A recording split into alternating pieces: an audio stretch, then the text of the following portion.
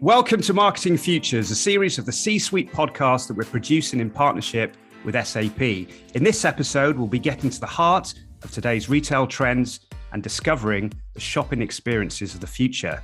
For the basis of our discussion, we'll be referencing two reports that Econsultancy, the leading thought leadership publisher, has produced for SAP, the Retail Trends Playbook and Retail Experiences of the Future. My name is Graham Barrett, and I think it's time to introduce today's panel, who will discuss the issues raised in these publications. I'm joined by Jim Clark, Commercial Research Director at Econsultancy, Michela Cocco, Global Customer Experience and Innovation Manager, Nestlé and Espresso, Anand Narang, VP Marketing and Customer Experience, Bata India, and Sunny Neely, Global Solution Director, Consumer Products at SAP.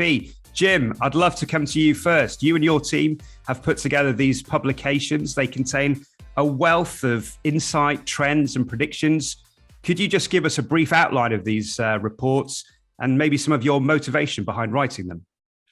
Well, you mentioned two reports. One's just launching now, The Future of Retail, and that one in particular was based on 9 industry thought leaders. And of course, Anand was one, so we're delighted I could actually put a face to the name today on this call.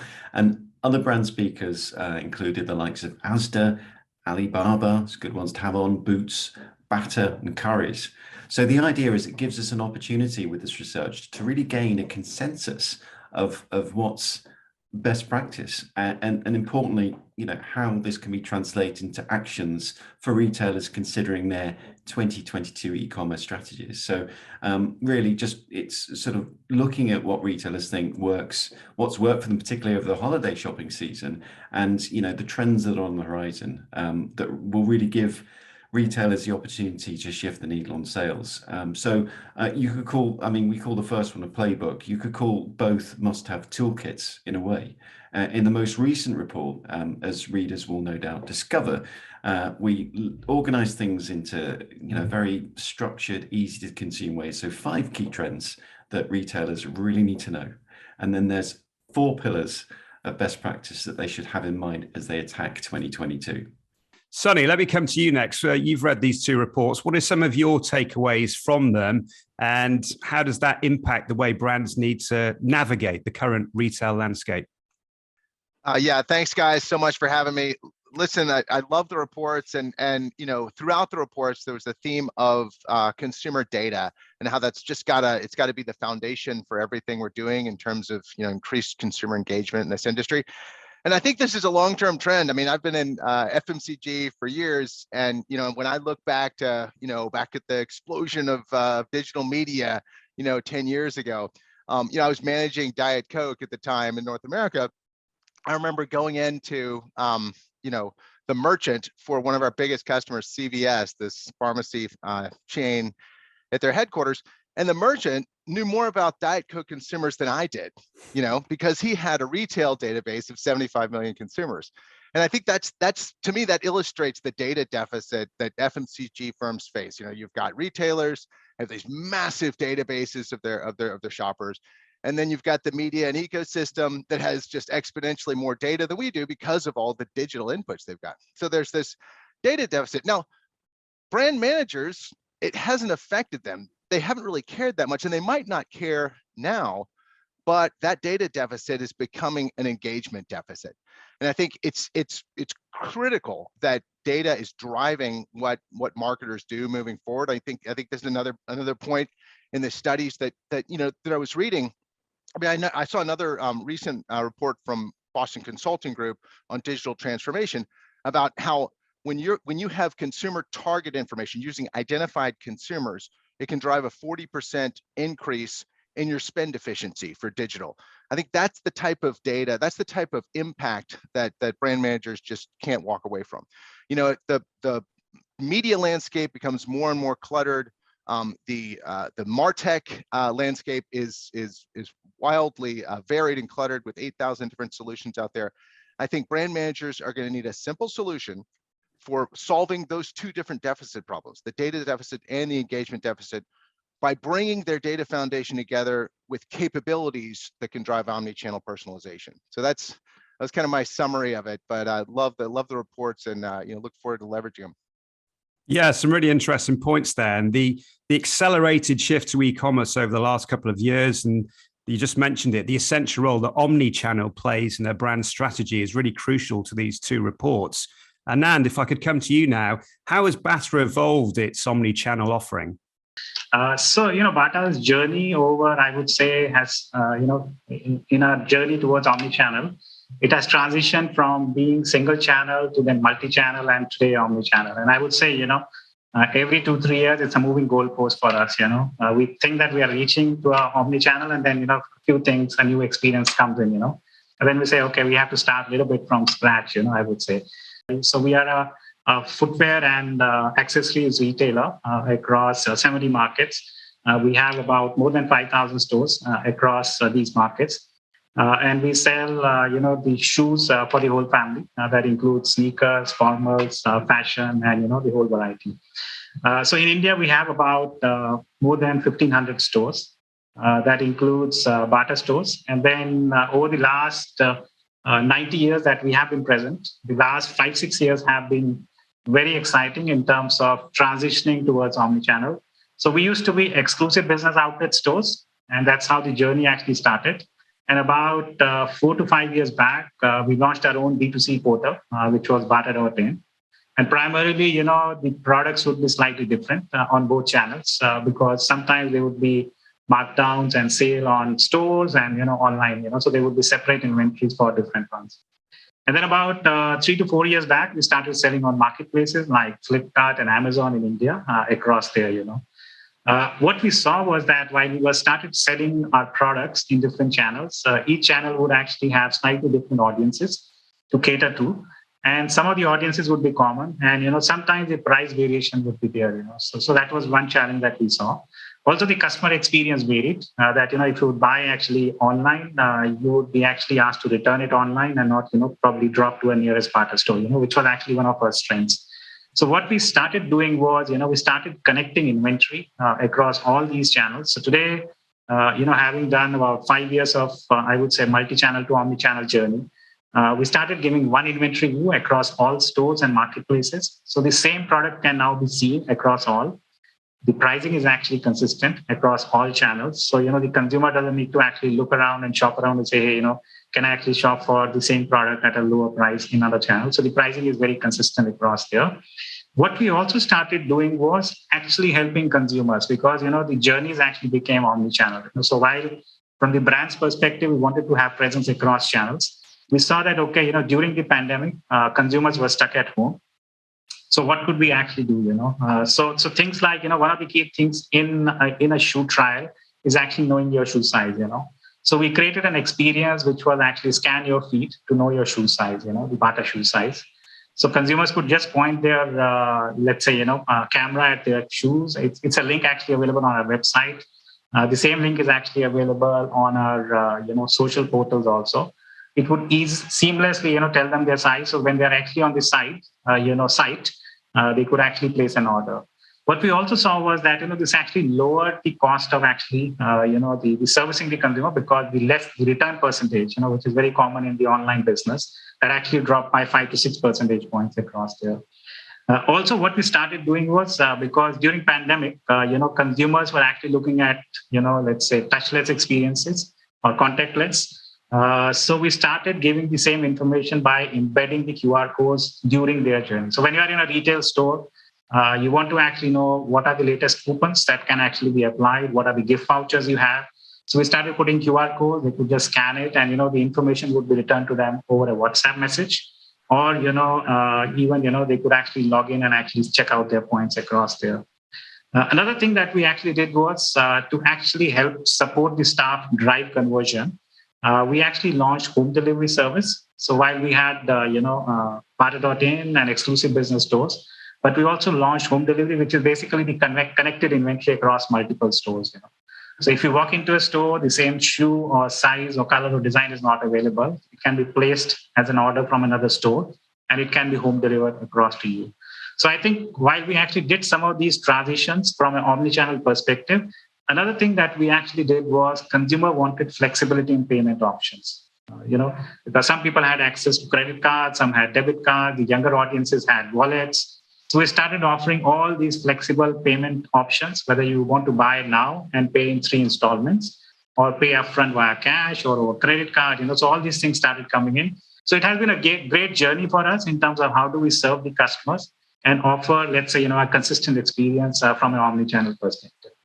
Michela, what about from an Nespresso point of view? How have you developed your omni-channel and what kind of health is it in today? Yeah, so at Nespresso, of course, we are on a journey, but I think there are 2 main starting points that were very important to start this journey. So first of all, we're talking about customers. So at the end of the day, the first thing you need to understand is what is the ideal experience that you want to deliver to your customers. Yeah, regardless of the channel, based on your brand, based on your promise.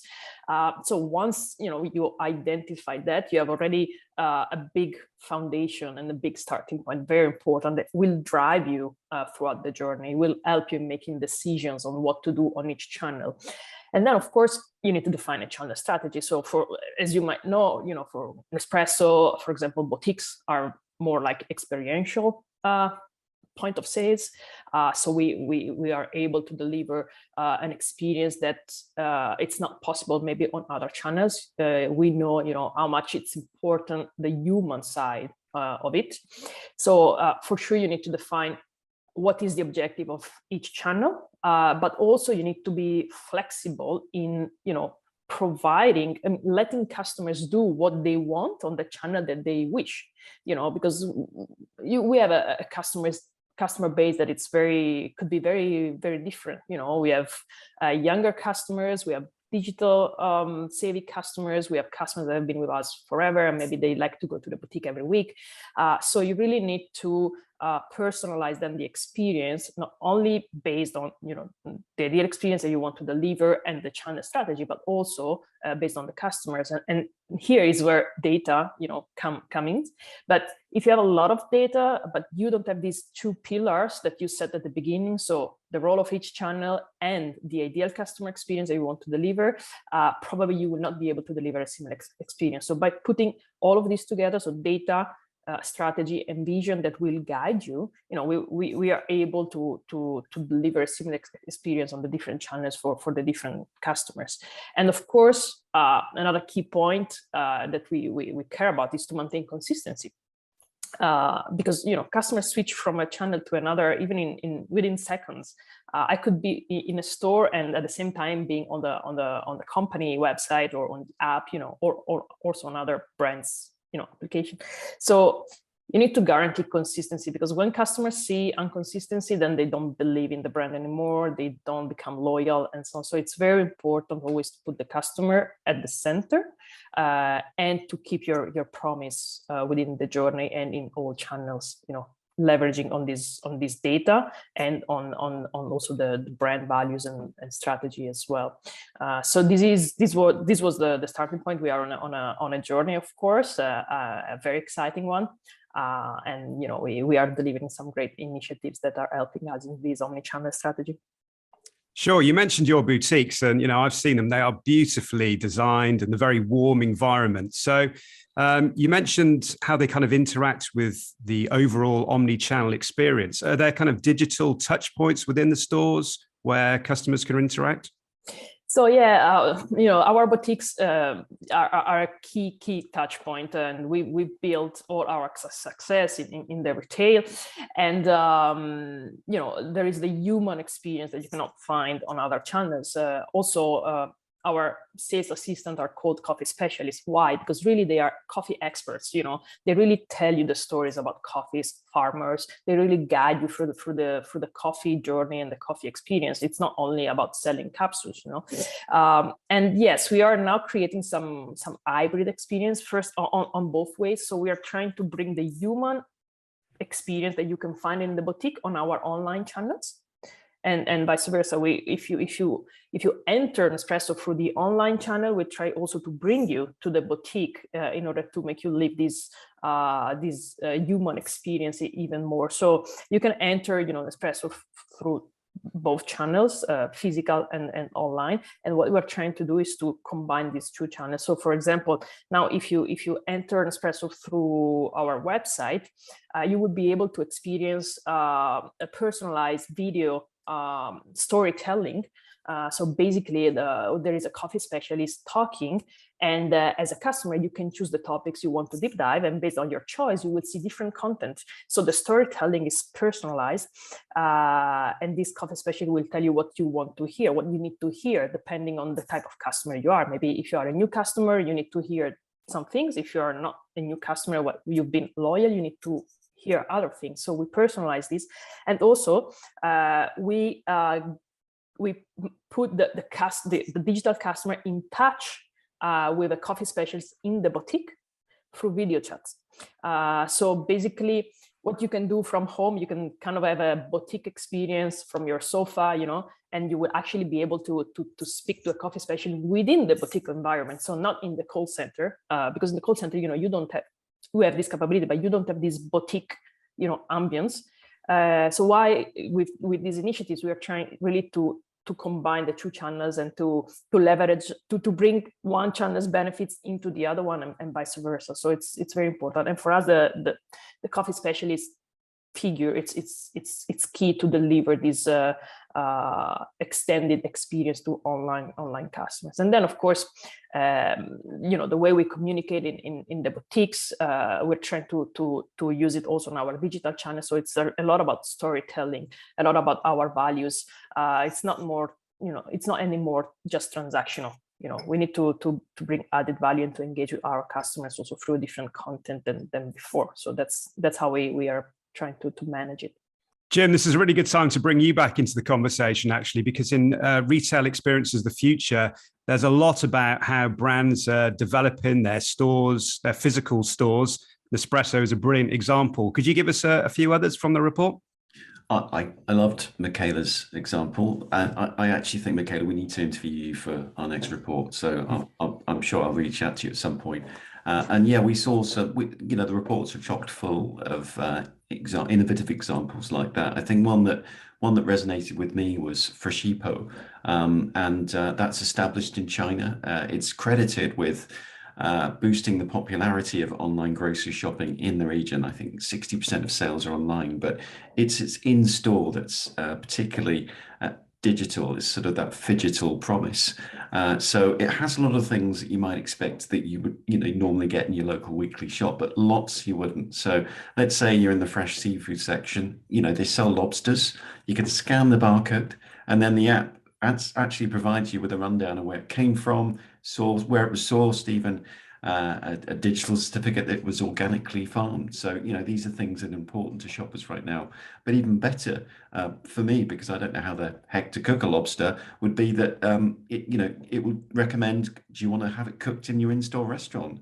And when you actually go to the in-store restaurant, robots will then deliver the dishes, which I love. So, but of course, if you're brave enough to cook said lobster at home, you'll then get recommendations of, hey, check out this bottle of wine in aisle 5 that would pair perfectly with the seafood. So that's one. And obviously you pay with facial recognition without actually having to get out your credit card, no less. So that's one. Live streaming is something that we talk a lot in both reports.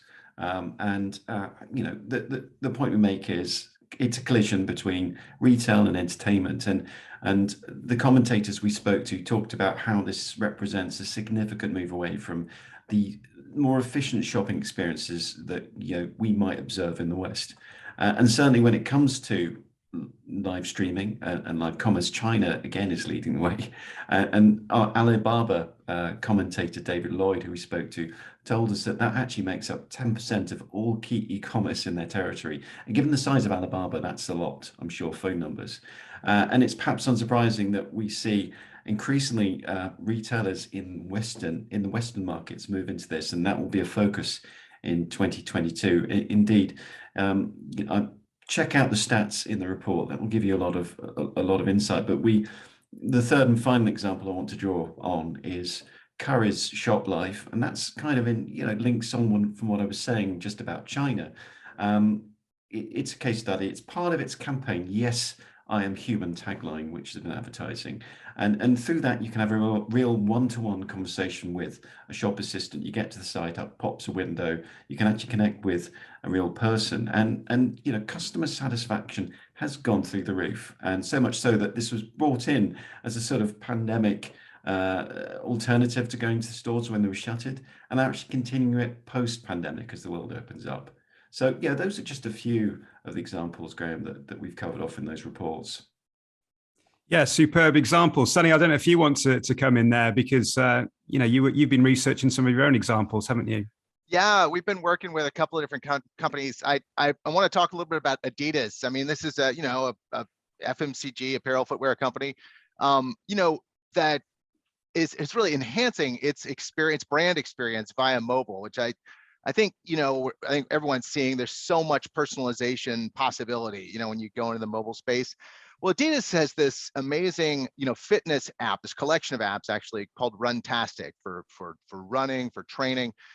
It's an amazing community. About 182 million, are signed up for these accounts, and it's something that you can track a mind-boggling amount of data, right? So your times of your runs, calories burned, your pace, all these different types of data points come together. Actually, it's over 200 different data points that they pull together. They need to obviously store and organize in a centralized way, and they're able to deliver just an amazingly personalized message to these consumers, and guide them through from the freemium level to the subscriptions.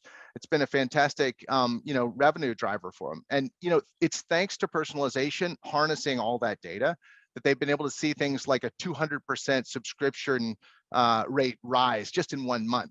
So I think what we're seeing is the potential for personalization, in channels like mobile are real assets when you're trying to drive greater consumer engagement and drive revenue at the end of the game.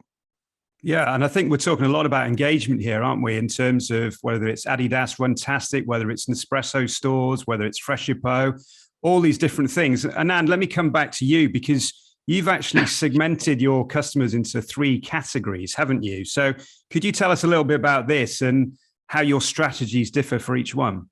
I think the amount of information that CPG brands have versus what retailers have, I think the retailers have, I would say, a slight advantage because not only you are actually serving the customer, you also have a wealth of information, the first party data, and then you are actually driving loyalty programs across there. So what we saw was that as we were transitioning to omnichannel solutions for the customers, we saw that the penetration of multi-channel usage was actually less among certain key segments, and that's what actually got us to think that is it only one solution that would actually work across different channels?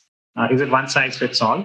Or do we actually need to identify and recognize that there are different cohorts of consumers that actually exist? And therefore, can we actually create solutions which are actually optimized for each of these segments? So when we started researching, we actually described them very simply into 3 cohorts. One was actually digital natives. And these are basically, younger target audiences, typically 20, 25-year-olds. They're familiar with online shopping. They use social media extensively. They discover trends over, let's say, Instagram or, Snapchat. And they are actually very, familiar with online transactions. They would typically, be wallet or, card users across there. The second audience we identified was digital adopters. They have limited, I would say, online experience. They would be slightly people in their 40s or 50s, or I would say even early 60s, across there. And they would need some recommendations. They have, of course, all the digital instruments to shop online, but they have not done it. Sometimes it's the first hand-holding is required. And then on the other extreme, we have digital novices. Typically, my mom would fall in that bracket. She's 70 years old plus, has never shopped, doesn't have a credit card, relies more on cash economy. Trust the store managers, that, okay, they would actually advise and they would actually prefer, to speak to a store manager before taking a decision. So what we realized was that, for the digital natives, who are actually the younger audience, we actually need to have our presence actually rolled up on Bata.in, which is our D2C website, as well as marketplaces like Amazon and Flipkart. And these are the consumers, the expectations are actually, they shop 24/7, they want the full range. And, the expectation is that you drop the product at my home and you pick it up from my home. I don't want to visit a store. I think that's what the mindset is. Compared to let's say a digital adopter, who would actually want to speak to a store manager, and that's what was mentioned, that they would actually like to do a live chat. So we see that, and that's where we created a solution which was conversational commerce on WhatsApp. It's called Bata Chat Shop. The consumer actually typically uploads their location on a WhatsApp. They find the 3 nearest stores that actually get populated. They can start chatting with the store manager. And then they say, okay, I need actually, let's say a pair of sandals or, sneakers. Do you have this in size 8? The store manager can actually do a live chat, from the store. They can actually talk about some product, literally demonstrating over a video call. And this whole solution was actually, Graham put up in about 8 weeks during COVID, when the wave 1 actually hit in March. So by May, we had the minimum value proposition and we launched it across there. And then, of course, we, improved it and scaled it up in about 70 plus cities, So that's what these consumers actually used. They shopped along with the support of the local store manager. And then they would actually get the products delivered hyper-locally within 2 hours. And they could actually use cash or, payment on link, that could actually help them, do the transaction closure. For the digital novice, what we did, they were reluctant to come out. And also, there were kids stuck at home during the pandemic or even homemakers. So we launched something which was called as Bata Store on Wheels. Now, this is like a digital kiosk, So we have a physical kiosk there, which actually displays like a limited range. So let's say out of the 5,000 styles that we actually retail, about 200 styles would be displayed in this small kiosk that would actually pop up in their condominiums. But along with that, the store managers or the staff would be equipped with, let's say, digital tablets. So it became like, okay, if you don't like something from this limited collection, you can place an order and we'll hyper-locally deliver it within the same day or next day, across there.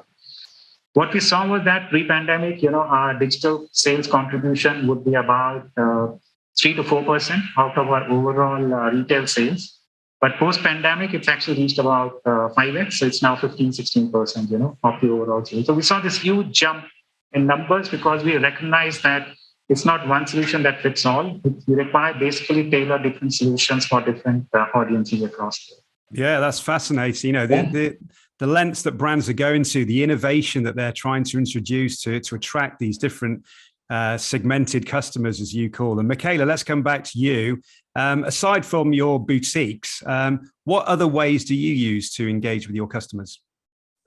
So yeah, what we did in Espresso, first of all, it was trying to understand our customers. Again, going beyond demographics and the basic data that you might have. We both tried to understand what are the most important moments of their journey with Nespresso, because we understood that we had to focus on those moments. You need to deliver for sure great experience every day, but the key is to focus on those peaks, those high hypes, for the customers to really be to really be engaged with the brand and to really be open, to receive our communication, to interact with us. So first step was to understand, okay, what are the key moments of their journey with Nespresso?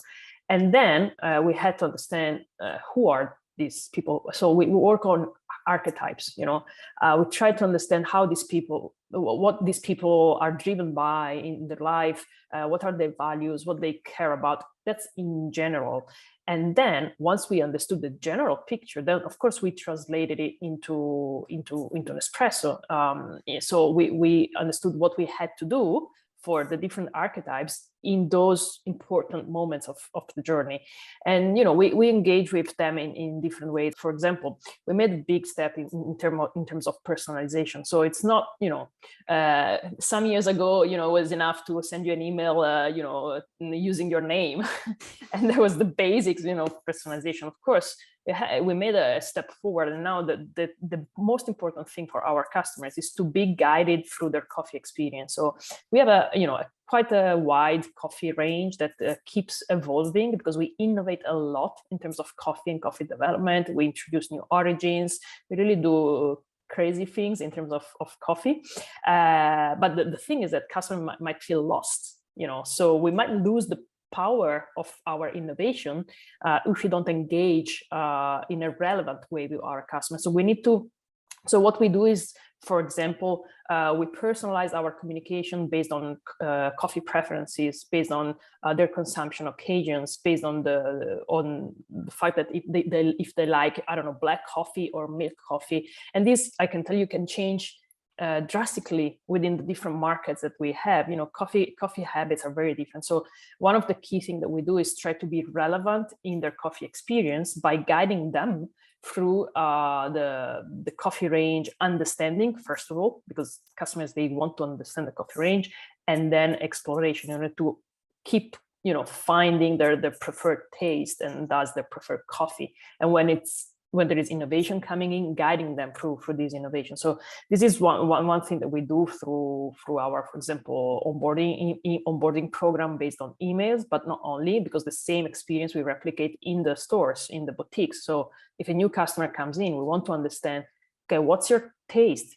in terms of coffee? What are your drivers? What are you looking for in your coffee experience? Based on that, we adapt the speech, So it's more, when it comes to coffee specialists, it's more about training them on the behaviors they need to have and the flexibility they need to have, instead of giving them a script that suit everyone, because as Anand said, that there's nothing that could suit everyone anymore.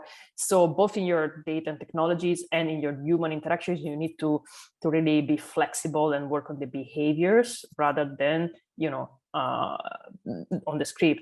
And how you do that, if you cascade your vision, your CX vision, until your people in the boutiques, so you manage to cascade it, they will feel empowered and able to do that without having strict directions on what they need to say.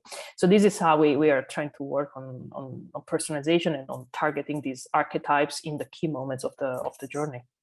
Yeah, Sunny, personalization is something that consumers expect and demand now, isn't it? Can you think of some examples when brands have really got this right, such as Nespresso?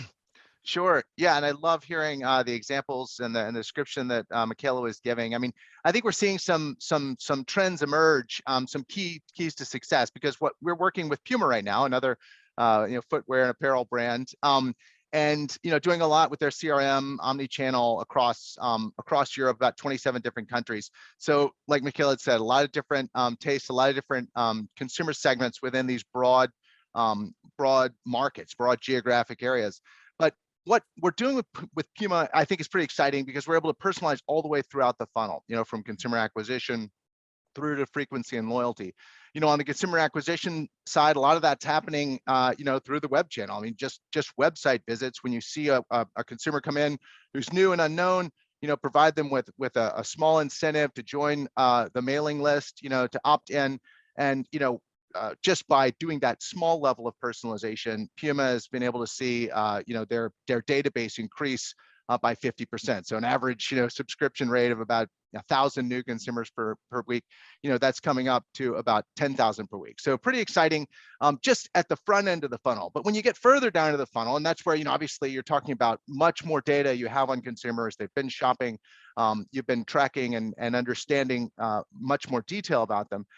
That's where you can really think about getting the message to the right person, the right message and the right time. So, targeting those consumers that are more engaged, targeting those consumers, maybe ignoring some consumers safely that are obviously low involvement, might buy once a year or less.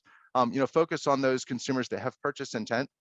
When you think about the message, just like Nespresso, I mean, Puma wants to think about providing product recommendations that are relevant based on things that they know they've been, purchasing or viewing before.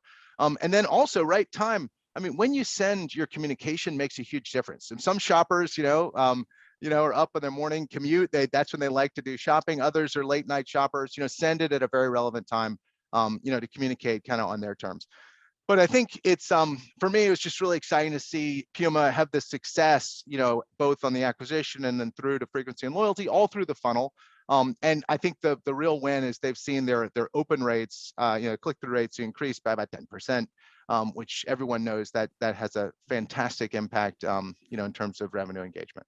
Jim and Anand, let's just come back to the Econsultancy report. Anand, if I can start with you, your As Jim said, you feature heavily in this report. You talk about embedded commerce. Could you just tell us what you meant by that? You don't want to disrupt the consumer journey. You want to make the customer journey as seamless as actually possible. From a retailer's perspective, you want to actually make the journey as frictionless as possible. I think so. Let's say, there are 10, 12 steps across a consumer journey, right from discovery to purchase. And therefore, what we said was that wherever the consumer is, let them actually discover and have a consistent experience, while engaging with the brand. And when I say, embedded commerce, so let's just imagine that, there are a bunch of friends, who are actually playing, let's say, Xbox or PSP, they have actually done some level of gaming across there. So could there be an ad that pops up from, let's say, KFC or McDonald's or Pizza Hut, that are you guys hungry, do you want to order something? So I'm saying right there in their journey, there are brands that have opportunity to actually target them, reach out them. And then, of course, there are those kind of systems available, let's say the customer data platform, where you can recognize that, okay, these are the consumers who actually order something like this. They have a historical trend of this. And can I actually embed, my shop, take my shop into, where they are in their worlds, So that's one example, that we were actually flirting with. The second one is, if you take that example and bring it to the life of a retailer, and even, as consumers, see, this shopping as a habit is very social. When you actually go out to a mall, you are either with your family or friends, across there, and therefore it's very social across there. So, during pandemic, what happened? People were stuck at home; they were shopping one-to-one.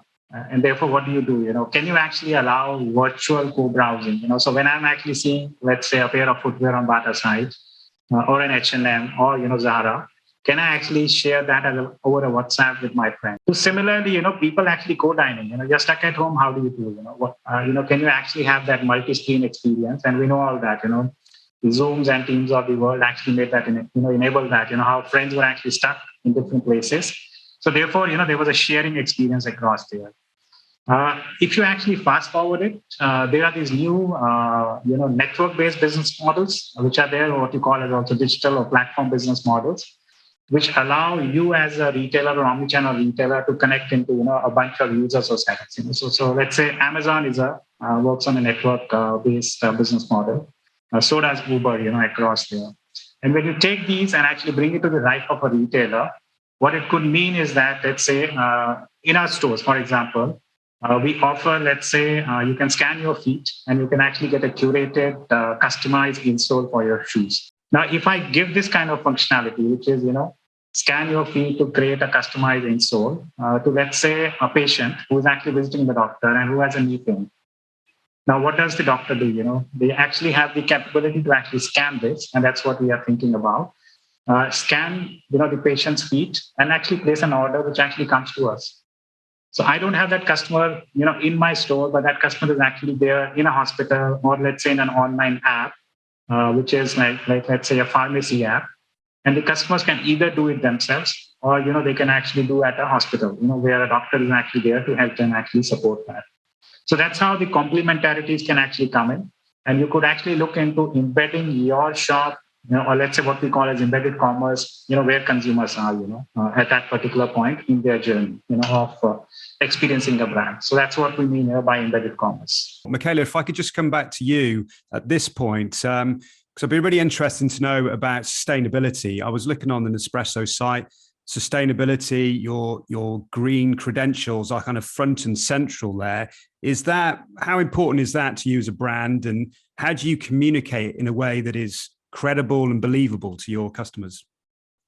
Yeah, I would say that for sure communicating around sustainability, it's very important. But the most important thing to do is actually do things, So at Nespresso, we say doing is everything, because we basically what we do it's that we try to embed sustainability into every touch point under different forms. So we could go from, if we think about coffee production, for example, we care a lot about our farmers. We run a lot of projects to ensure their income is fair. We pay fair prices. We help them in living in their community. We help the communities they live in. We have some pension funds. We help kids to go to school, but also when it comes to the materials that we use in our boutiques, for example, you can find counters made of coffee. Again, when we communicate around our coffee, we always want to stress about the origin of these coffees and how we are impacting the region. So sometimes we take regions where coffee is not produced anymore, and in order to revitalize these regions and to make people be able to live out of coffee, we start with them, with our agronomists. We start to grow coffee again, to bring some business to the region. So for us, it's more than just communicating. It's really trying to embed sustainability in every touch points. And since the beginning, when the customer joined Nespresso, we need to be able to be credible. Because again, here, I want to stress the point around consistency that I mentioned before, especially for these topics. You really need to be consistent. You cannot claim you are a sustainable company and then customers go on your touch points, whatever it is, online, offline, and so on, and they don't see these, reflected in everything that they interact with. So that's what we try to do. We tackle, everything. For example, we use recycled and recycling material for our capsules. Aluminium is infinitely recyclable, and we build our capsules out of recycled aluminium. So that's, just one thing. We have recycling programs, so we help customers to recycle their capsule in a seamless way. For example, in Switzerland, it's a best practice. You, as a customer, it's so seamless to recycle your capsules. Basically, you just put the capsules in a bag, you put it in your letterbox, and when the postman comes, they take your capsules and they bring it to the recycling center. So, as easy as that.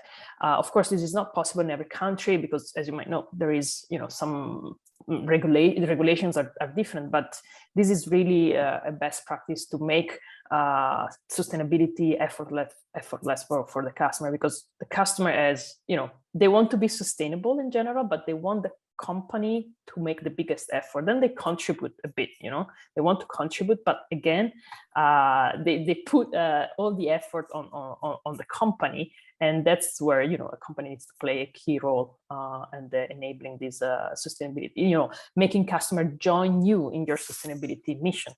Yeah, I think that's a great point. And I think consumers are really driving a lot of these things, aren't they? Whether it's personalization, which they now expect, whether it's sustainability, which really is non-negotiable now for brands, yes. Isn't it?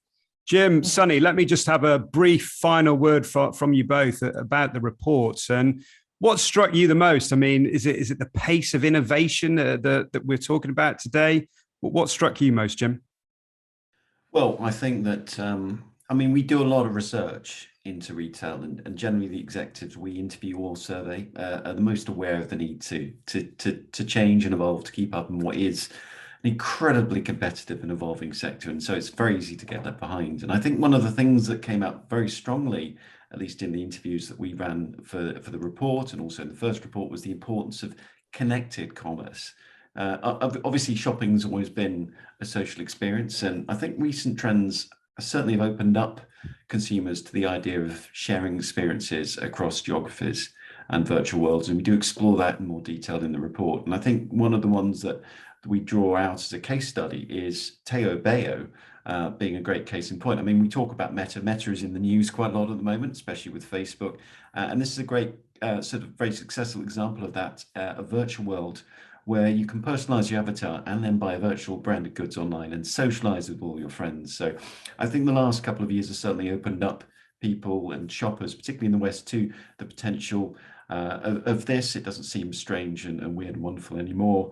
And the other thing I think links to a lot of what has been discussed today, the importance of data, getting that 360-degree view of the customer to be able to create experiences wherever they are, whether it's online or offline.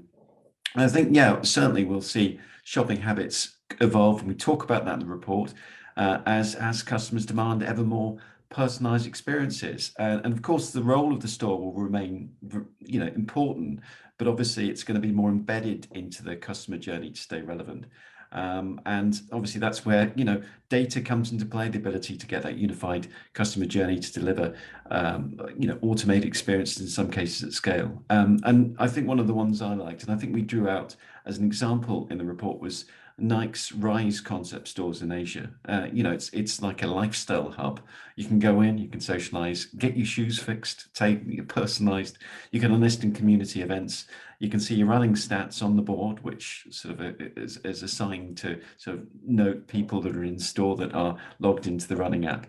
And I think there's also interactive displays. I've not been there, unfortunately. I haven't been to Asia for some time, but RFID shoes, enable shoes you can put on the table and then virtually interact with the product there. So, I think that's a great example of the future and how shopping habits, or at least an indication of how shopping habits will continue to evolve.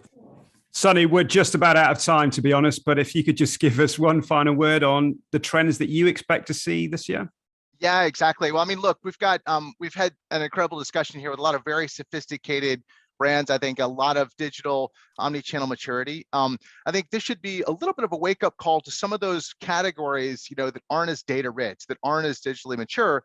They need to there's an urgency to gather data and to close that kind of engagement gap. Let's face it, 2022, there's a lot of uncertainty. I mean, on the one hand, the pandemic coming to an end, you should see a lot of consumer activity. On the other hand, inflation is at a 40-year high in the United States. Energy costs, you really don't know where consumers are going to be going. I mean, we may have a bonanza of a year. We may see consumers trading down if their costs are that much more considerable. So we've got to be agile. We've got to be able to respond. I think on the front end, we've talked a lot about the way we can respond on the front end. Bringing the back end together, fulfillment is critical if you're going to be doing this type of business. So I think it's pretty exciting. I think, as I said at the beginning, the MarTech landscape is really complicated. It's important to simplify that so you can simplify your ability to deliver. And I think strategic partners are going to be key to that in the future. But again, I really appreciate the chance to be with you guys today. Yeah, no, thank you all very much. We are going to have to leave the conversation there, unfortunately. I know we could all talk today. But I just want to say a big thank you to my guests, to Jim, to Sunny, to Michela and Anand. Thank you all so much.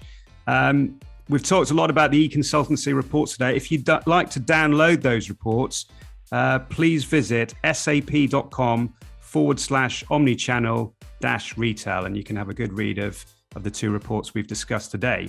We always want to hear what you think. So if you'd like to contribute to the discussion, you can do so on Facebook, Twitter, LinkedIn, and Instagram. The links for these can be found at the top of the page at csuitepodcast.com. You can also catch up with all our previous shows and follow us for automatic downloads of each episode via your favorite podcast app. And if you've enjoyed the podcast, please do give us a positive rating. Finally, if you would like to get in touch with the show, you can do that via the contact form on the website, or you can find me and the C-Suite podcast on LinkedIn. But for now, thanks for listening and goodbye.